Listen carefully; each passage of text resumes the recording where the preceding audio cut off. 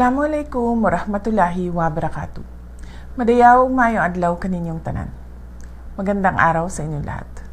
Today, the Philippines joins the global community in observance of the International Day of Remembrance and Tribute to the victims of terrorism. Our nation knows the true cost of terror.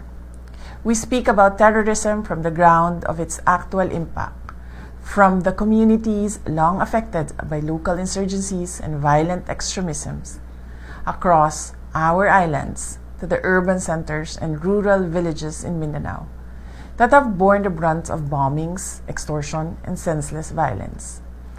Hindi lamang pansamantalang pinsala ang dulot ng terorismo. Sinisira nito ang takbo ng buhay ng susunod na henerasyon.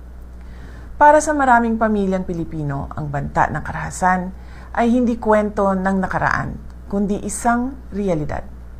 Hindi natin pwedeng iasa na lamang sa kanila ang muling pagtatayo ng kinabukasan mula sa mga naiwang guho ng kaguluhan.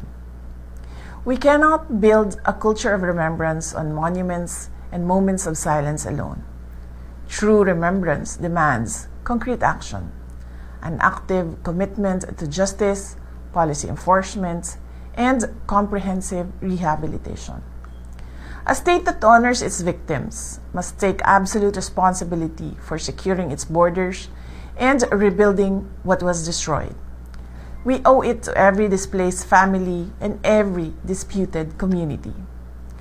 Ang pagtiyak sa kaligtasan ng ating mga komunidad, pagtatanggol sa kapakanan ng ating mga kabataan, at pagbibigay ng sapat na suporta upang makabangon ang bawat biktima. Ito ang tanging paraan ng pag-alala na may tunay na kahulugan. Mga kababayan, mahalin natin ang Pilipinas. Ibalik natin ang tapang at malasakit. Ang lahat ng ating ginagawa ay para sa Diyos, sa bayan, at sa bawat pamilyang Pilipino. Syukran.